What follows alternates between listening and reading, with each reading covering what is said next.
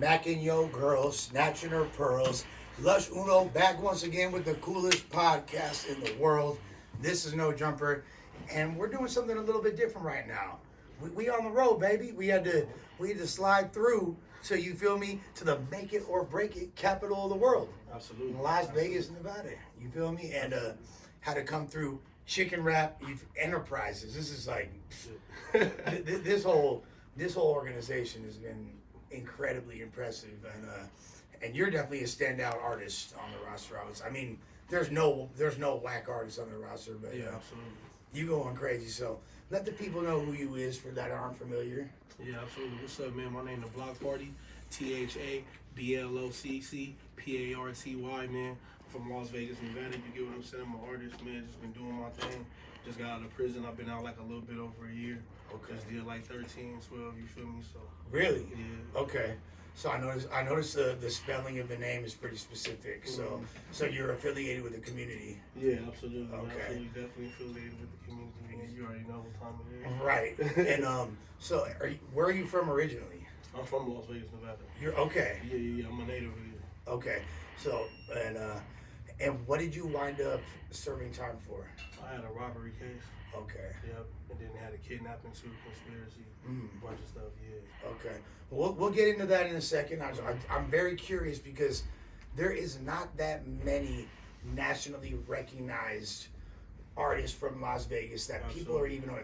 Now, me and Bad Idea yesterday were talking about Neo from out here. Right. But a lot of people don't associate Neo with Las Vegas like exactly. that. Yeah. Exactly. Well, a lot of the artists who came out besides like 702, they was like one of the groups who really put, the Las Vegas on the map. But Neo went out and he wasn't really like one that was like a representative of 702, even though he went to high school here, lived here, everything. So what's it like growing up in Vegas? Like what was your childhood like? Oh yeah, man. It's a cocktail of things, man. When you from Vegas, you kind of able to get a dose of everything in life, because everything is here. So, you have people here to gangbang, you got people here to pimp, you got people here to scam, you got people here to sell drugs, and then they coming from all walks of life, So it's kind of a melting pot to a certain degree. So you able to get a lot of different angles of the game, how life is, the way it's supposed to go, and the way to play these streets the right way. So as far as like the gang thing goes, how at what age were you first aware? Okay, Crips and Bloods. This is because it's heavily populated with LA originated gangs, but then a lot of them original gangs. Yeah, absolutely. I would say, man, if I can go back, probably like 8, 9 years old, 7 years old. What's your like earliest memory of that? It'd probably be that, like, man, I just, remember riding around because we lived on the west side, so on the west side, it's like all the hoods is like close to each other, you know what I'm saying? So it's just like my earliest memory of that is just seeing black people, populating the area, out, living life, being happy because it's the 90s, you get what I'm saying? So I ain't gonna say life was like great at this time, but this is a good time, in the United States, things is cool, you know what I'm saying? So people was living their life, and it was beautiful. I mean, yeah, Bill Clinton was in office. Exactly, people were getting some prosperous money and all that. Exactly. So, did you notice like an increasingly more prevalent black population from the time you were born? It's like more and more black people moving into the area type shit. Yeah, absolutely. I mean, over time, it became heavily populated, with African Americans, especially on the west side, because that was like the only place that black people can go in Las Vegas when they first started, things first started coming here, and then when it got past the racism and all of that, but that was the first place they was able to go to, was the west side. That was the only place they was able to go to. Right, like redlining and exactly. This is your area, you can't do nothing else, you can't go nowhere, you can't go to the strip, you can't do anything. Did you feel like heavy racial tension growing up?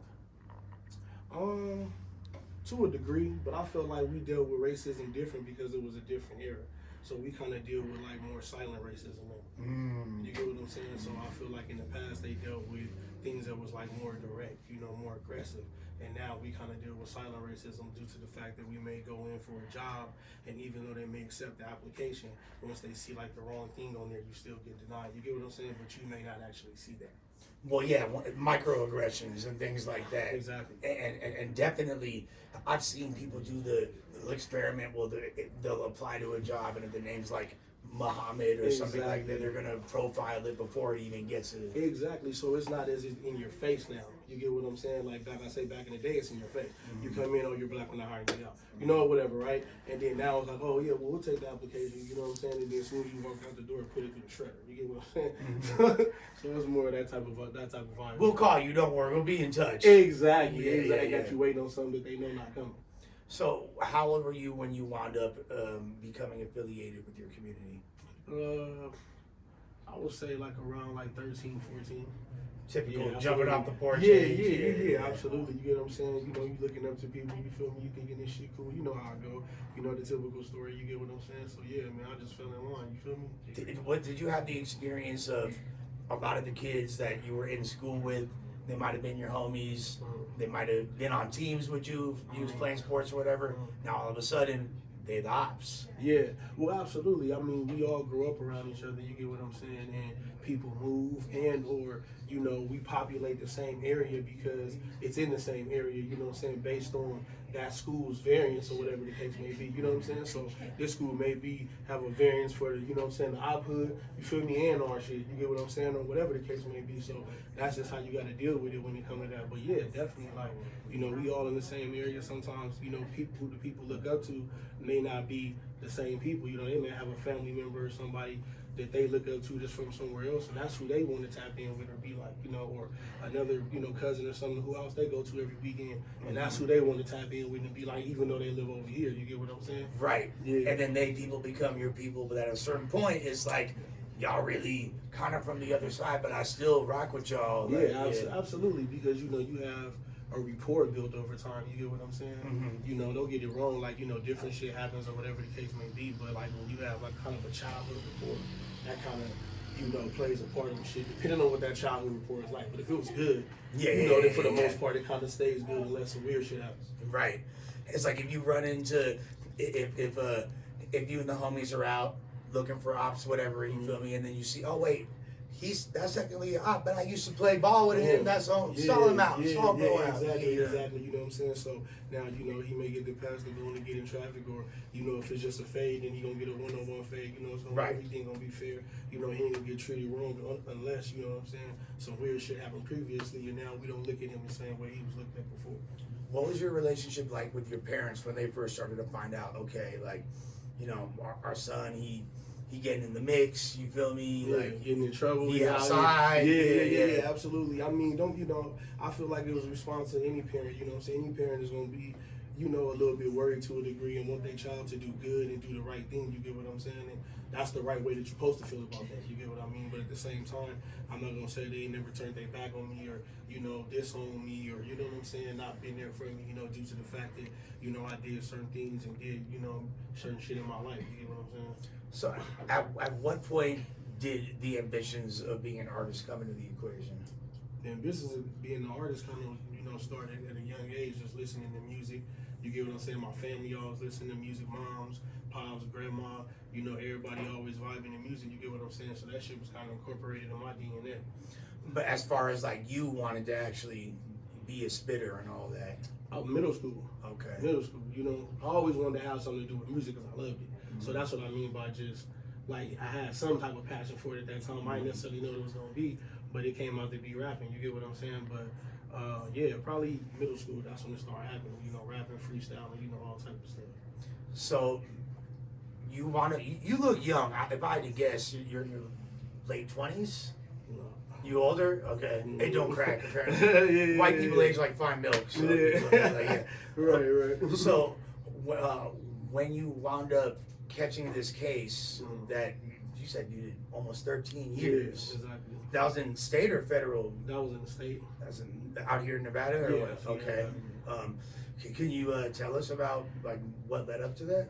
Oh yeah, so you know, just a situation that occurred, man. You feel what I'm saying? When me and my partners got caught up in some street shit, you get what I'm saying? Some regular shit that take place sometimes when a disagreement take place, you get what I mean? So, you know, a disagreement occurred, you feel me, and shit escalated, you know, and then when it escalated, when it all fell down, you know, some people, you know, decided to tell and speak up on what happened, you get what I'm saying?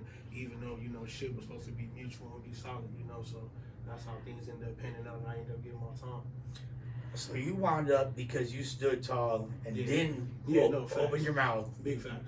Wound up doing probably a lot more time than you would have. Yeah, and big all that. facts, big facts. And shout out to my co-defendant Trap too. Shout out to him. Yeah.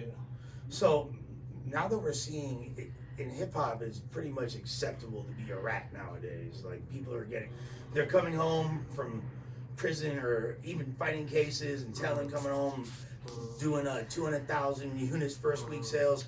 You even got artists, like Young Thug, who have been Snitch K, Rat K, their whole career, super vocal about it, and then interrogation. But how does that make you feel when you see, you were someone that stood tall, didn't do that, you got musical talent, now there's all these other guys running out here, running up a bag that done told.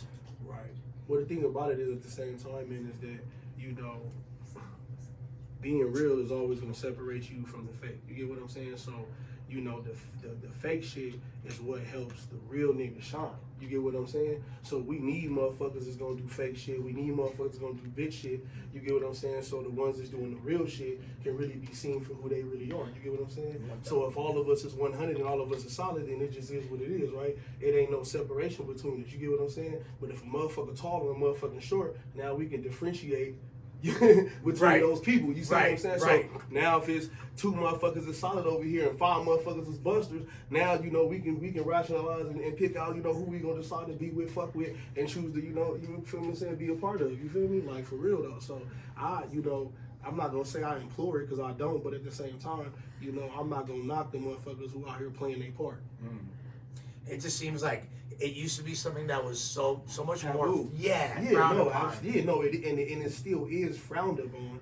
You get what I'm saying? But now it's just more people who don't have the morals. You get what I'm saying? That's in certain positions that's able to allow certain things to take place. Mm-hmm. Now, as far as the community out here, what were your thoughts on like LA? Because I'm sure you were told at a young age, and this is where Crippin started at and all that. Like, did you like feel a connection at an early age to LA? Yeah, absolutely. But I got a lot of love for LA. You get what I'm saying? And a lot of love for California, period, the Bay, all of that. You get what I'm saying? Because that's something that's a part of the fabric as well. You feel me? And they didn't put on for the West Coast as far as it's hip hop. You West Coast hip hop. You get what I'm saying? You know what I mean? As far as a whole bunch of shit. And not only that, I got family out there. I got ties out there in multiple ways. So man, I don't mind saluting and giving their flowers to who's supposed to have their flowers, man. That's just what it is. Do you think sometimes people from LA they try to be judgmental, like, what is, because look, I'm not gonna lie, I used to hear that a lot, and then when I started visiting these other places, I'm seeing like, y'all can say what y'all want back home, but people really losing their lives, their freedom over this, like the same shit.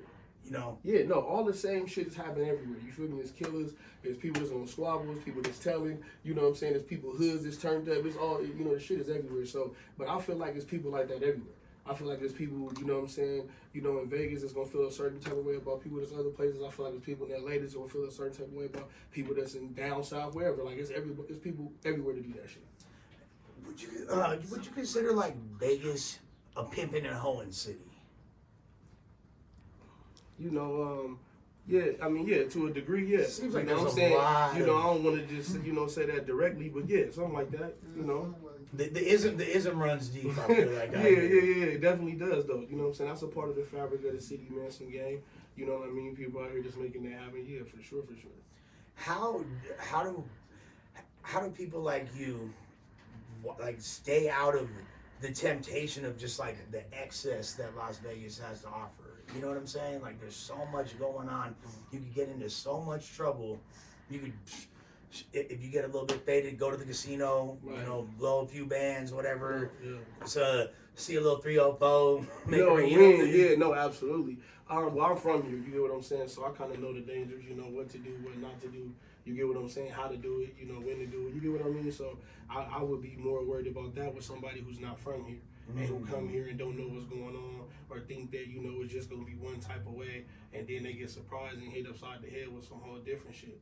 But as far as me, like, I know what to do, know what not to do, so I just stay in my own lane, mind my business and do what I'm supposed to do, and I figure that's how I win. So what would you say is the best advice you can give to somebody that's trying to move to Vegas? You feel me? Like, and they're like, that I don't want to say that they're trying to just be on some bunk when they out here, but you know they try to be out here and hustle and wiggle and get to it. What's your best advice? They moving to Las Vegas like this to live here. Yeah. You know, they should come with a plan. You feel me? If you coming out here and you don't got a plan, then you basically planning to lose, because that's what's gonna happen. Because it's gonna overtake you. So if you come to Las Vegas, you get what I'm saying, and this is something you feel you want to come experience or whatever the case may be, make sure you got a plan for your life, a plan for your money, you know, and a plan for your life and plan for your mindset. Not just 25 bands on red. No. Yeah. That's not a plan. 25 bands on black. That's not a plan. Yeah. Now, so when you were incarcerated, did that kind of did that make you want to rap more, or did that kind of make you feel discouraged? Like, damn. Yeah, that's a good question. For a minute, it did discourage me. You get what I'm saying? Because when I was first fighting my case, I was facing a life sentence. So they were saying that I wasn't gonna come home. You get what I'm saying? So I'm like, damn, well, how I'm gonna, you know, and this years ago. You know, this is before shit is really popping like this, YouTube and you know, TikTok and all this shit. So I'm like, damn, how I'm gonna be an artist and do all this shit, and I'm finna be in prison doing life, you know what I mean? So yeah, it was hella discouraging for a minute. I wasn't, but then once I got my time and you know, we figured I'm finna get home and be able to get out. You know, now that became a part of my story. You get what I'm saying? So now that you know that became part of the music. You feel me? The energy, everything. You know what I'm saying? And it's because listening to your music, you have like it's really introspective. You know what I'm saying? Like you talk about like you're not on some soft shit at all, but you like I feel like you're not trying to perpetuate a negative narrative either. I feel like you're kind of like I feel like you're rapping from the perspective of a cautionary tale in a lot of your music. Yeah, no, absolutely. Well, I just want to give everybody the entire angle of it, you know what I'm saying? It's gonna be some street shit, you get what I'm saying? It's gonna be some life shit, it's gonna be some spiritual shit, because all of it's going on at one time, you know what I'm saying? Sometimes I may be in a moment and you know I may do some street shit and get on it, you feel me? Because you know I may have, you know, had the wrong thought or made a certain choice, but on the flip side, you know, I still pray, I still talk to God, you know, I still understand what it is to read the Bible, you know what I'm saying, and be a certain type of person, you get what I'm saying? And then on the other side of that, I understand what it is to learn and grow and be smart, you know what I'm saying, and handle myself. So just because I do certain things don't mean that that's who I am, you know? So, right. Yeah. You're not gonna let your past and the actions that you did as a youth define who you are as a man today. Exactly. So I'm gonna give people, you know, a perspective from it on every single level. You get what I'm saying? So yeah, because it's all a part of it. Like when I was in the pen, yeah, we did shit in there, you know, but at the same time we build in there too. I read in there as well, you know, I worked out in there as well. So I'm gonna tell you all the shit that you're supposed to do, you know what I'm saying? Because sometimes it's gonna be war and you a man, that's life. So you gotta be ready for that. But then at the same time you gotta know how to create peace too. I know there's probably a lot you can't talk about, but what's like a crazy prison squabble or just situation story that people might be interested in? Cause damn, man, you know, I'm gonna be honest with you, it really be hard for me with this because it's like, you know, I don't really like to tell stories because I can sit here and say anything about what I done did in there, you get what I'm saying? And most motherfuckers do. So I usually like, you know, the people gonna speak for me, you get what I'm saying? But the biggest part of it is, you know, going to prison doesn't mean that you gonna go home alive. It doesn't save you. You feel me? So that's because you go to prison, you can die there too. People are losing their family members there, you know, to sicknesses, to stabbings, in riots, in fights, all type of shit. So it's not a safe place just because you're there. You feel me? Anything can happen. So that's what I will say. It seems like the most unsafe place to get. No, for real. Like, you know, like a lot of times, you know, people be like, yeah, it's easy and it's this and that. And true, like to a degree, yeah, you don't have bills and you don't got all that. But at the same time, the aggressive and the tension is at a high level. You feel me? Because people are getting hurt and harmed for nothing. You know, we talking about soups and bullshit, right? You know, whatever. You know what I'm saying? $5, $10 and shit like that. We talking about shit that doesn't matter. And a life is worth way more than that. You get me? But in there, you know, respect, you know what I'm saying, and standing on who you are is more important than anything. So it don't matter if it's $2 or $3. If you say you're gonna take care of that, you gotta take care of that. Be a man of your word. Period. There's like a whole different level of etiquette that people aren't privy to, and I think like even just if you walk by somebody accidentally bump into them, that excuse me is really important. Yes, absolutely. And you know, it's just respect, man. You get what I'm saying? Like we all men, we all here, we all have an experience, we're all having an experience with life, you feel me? And some of us may be going through things or whatever, so respect to take you a long way in life. Now, what would you say, like, at what point did you know, your homies in there or just other people that was locked up with you realize this dude could rap. He got some talent. And oh yeah, for sure. Well, you know, in the pen, like they gonna have ciphers. You know, people gonna basically be showcasing their talent. You know, and the good thing about prison is people don't give a fuck. So if you trash, they gonna tell you trash. They gonna walk off on you. They gonna boo you, whatever the case may be. Because if you get mad about them want to fight, they want to fight too, so they don't care. Right. So, but the other part of it is if you good, they gonna give you a real opinion about that. You get what I'm saying? So it was coming all through the county. I did like 4 years in the county fighting my case too before I even went to prison. You know, so I was rapping through the county, all through that shit, man. So yeah, it was vibes all through that the whole time. And that's like way less comfortable too, being in the county than prison. I know. Hell yeah, absolutely. Ain't no TV, radios, and all of that shit. Like no, ain't no special effects in there. All you got is a book, a bunk, you know. And you're dealing with like yourself. And you're constantly dealing with that stress of not knowing what the outcome is. Like at least when you're in prison, you're like, you know what I'm saying? Yeah, no, for sure. I didn't know what the outcome was, but I just knew, you know, I'm meant for something great. So whatever was gonna happen, I was gonna win on the other side of it. You had mentioned finding spirituality in there. What did that look like? That just looked like going, you know, deeper within self, you know, and not searching for anything that's exterior, not looking for happiness that's anything exterior. Everything is about I create my own happiness. You get what I'm saying? I keep my own thoughts pure. I control my own energy. You get what I'm saying? And I don't allow other things to deter me from that. You feel me? No matter what's going on around me, no matter what may be happening, I got to be able to put myself in peace no matter what may be going on in the world. I'm pretty sure, though, you did not go 12 and a half years without getting pussy. So what was so were you macking up the garbage or like, you feel me? Like, what's cracking? Yeah, man, you know what I'm saying? I wish I would have had a win like that. You feel me?